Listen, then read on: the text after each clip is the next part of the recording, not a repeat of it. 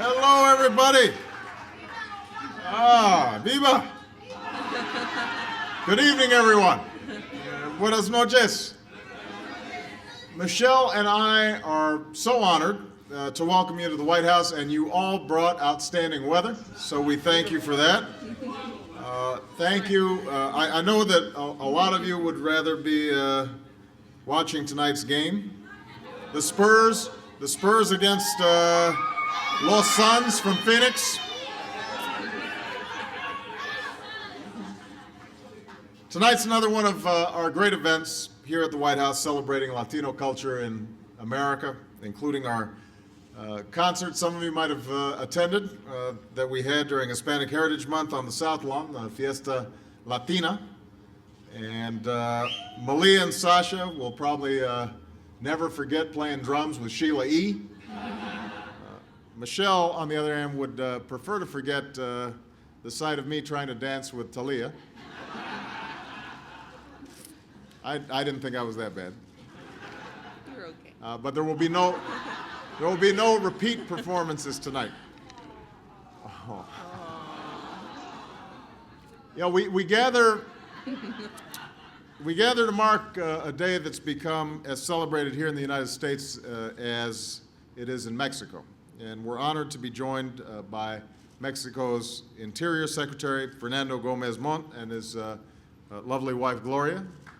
Please give them a big round of applause. It's good to see you again. And a great friend to me in the United States, Ambassador Arturo Sarucan and his wonderful wife, Veronica, who are also here. It's good to see you again. Now, the events of this date in history are well known. How nearly 150 years ago, at the Battle of Puebla, a band of Mexican patriots faced off against a massive European army and won a victory that inspires the world to this day. Less well known is that General Zaragoza, who led these patriots, was born in what is now the town of Goliad in Texas. In fact, you can go there today. Are you from there? Yeah? You can visit his birthplace. It's a historic landmark. Includes a 10-foot tall statue of the general, presented by the people of Mexico and preserved by the people of the United States. So the glory of this day is shared by both of our countries, and so is the pride in the lasting contributions that Hispanics have made to America throughout our history, including the men and women who join us here tonight. We're joined by dedicated members of Congress and members of the Congressional Hispanic Caucus, as well as some of their staffs. This includes Senator Bob Menendez. Hey, Bob. Representative Javier Batera. Where's Javier? There he is back there. Chairwoman Nydia Velasquez. Where's Nydia? We're joined by outstanding members of my cabinet, including Secretary of Labor Hilda Solis. Hilda! As well as Secretary of Homeland Security Napolitano is here. And although he's down on the Gulf helping to lead our response to the oil spill, I want to acknowledge my outstanding Interior Secretary, Ken Salazar. We're joined by Hispanic Americans serving at every level of my government, and I'm proud that we've nominated more Latinos to senior positions than any administration in history.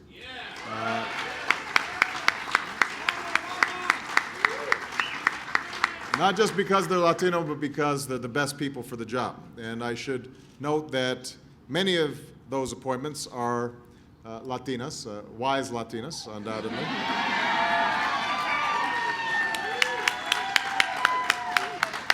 And although she's not here tonight, I think we should give a little round of applause to our first Latina on the Supreme Court, Sonia Sotomayor.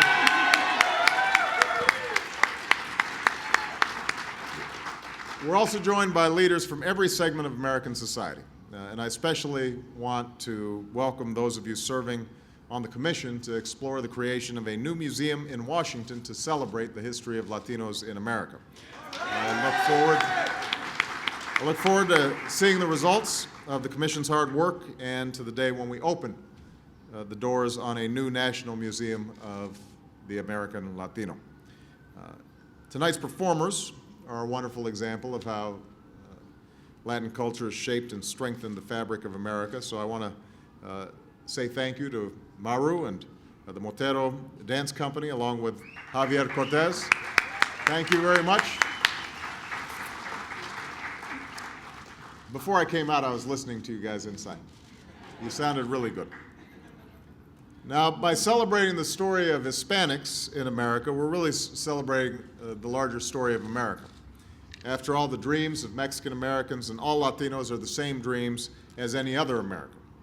It's why, in the face of unprecedented economic crises, we took bold action to get our economy growing again, creating jobs again, laying the foundation for lasting prosperity. That's good for all Americans, including Hispanics, among whom the unemployment rate remains unacceptably high and who are ready to go back to work. It's why, after nearly a century, we passed historic health care reform with the help of the Congressional Hispanic Caucus, and we're grateful to them. That's good for all Americans.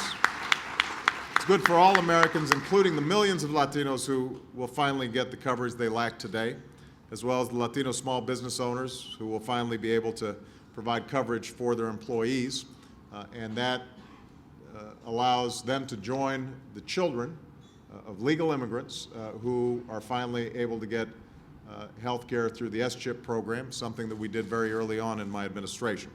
It's why we've made college more affordable, why we're reforming education, and that's good for all children, including Latinos who, instead of having the highest dropout rate, deserve every chance to achieve their God-given potential. So today reminds us that America's diversity is America's strength. That's why I spoke out against the recently passed law in Arizona. Make no mistake,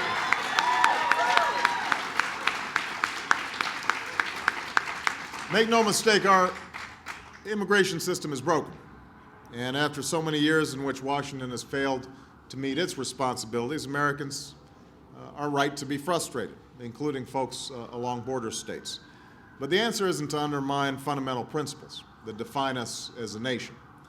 We can't start singling out people because of who they look like or how they talk or how they dress.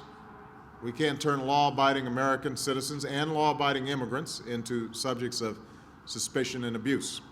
We can't divide the American people that way. That's not the answer. It's not who we are as the United States of America. And that's why I've instructed my administration to closely monitor the new law in Arizona, to examine the civil rights and other implications that it may have.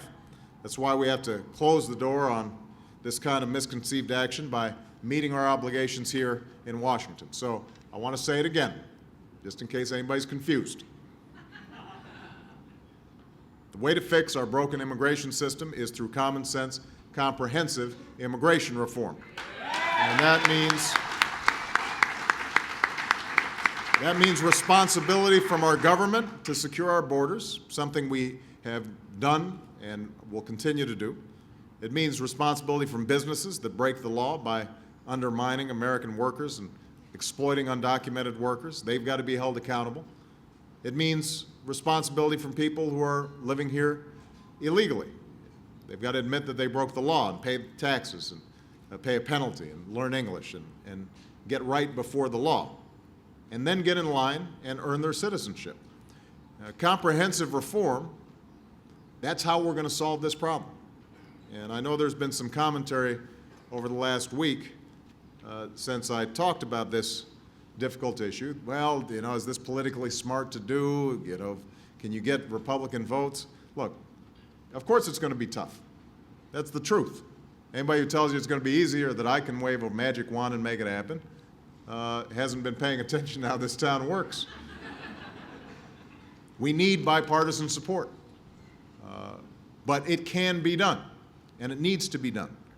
So I was pleased to see a strong proposal for comprehensive reform presented in the Senate last week, and I was pleased that it was based on a bipartisan framework. I want to begin work this year, and I want Democrats and Republicans to work with me, because we've got to stay true to who we are. a nation of laws and a nation of immigrants. That's the spirit that I saw in some remarkable men and women that I recently hosted right here in the Rose Garden. They came from more than a dozen countries, and even though they weren't yet citizens, they had enlisted in the United States military. And one woman was named Perla Ramos, and she was born and raised in Mexico. She came to the United States shortly after 9/11. Her husband was a U.S. Marine, and she said, "A passion for the military grew inside me."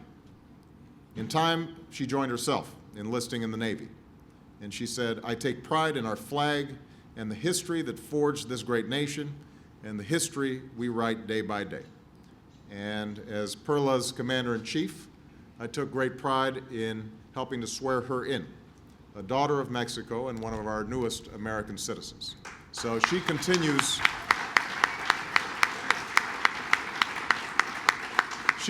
a great tradition of Mexican Americans serving in our military, as someone in whom both our nations can take great pride.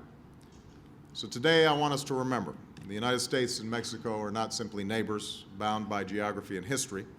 We're two societies that are woven together by millions of family and friends, by common interests and a shared future. Those are bonds that are unbreakable. They're bonds of an aspirational community. You and your mothers and fathers and brothers and sisters who struggled and sacrificed to realize the American dream. They're also bonds of commerce and trade that sustain millions of jobs, both in Mexico and in the United States. They're bonds that are represented in the trust and respect that I have for President Calderon as we work together to create opportunity and prosperity for our peoples and confront the drug cartels and violence that threaten both our countries. It's the warmth that Michelle felt on her recent trip to Mexico, her first solo trip as First Lady. And it's the friendship and cooperation that will deepen when we host President Calderon and First Lady Margarita Zavala for their state visit and dinner in a couple of weeks. That's the spirit that all of you are putting on display today. So thank you for living it in your own lives. Thank you for sharing it with us tonight. Have a wonderful party. You can be as noisy as you want. We can hear you. We can't hear you, though. If it goes past a certain hour, we'll kick you out. All right? Thank you very much, everybody. God bless you.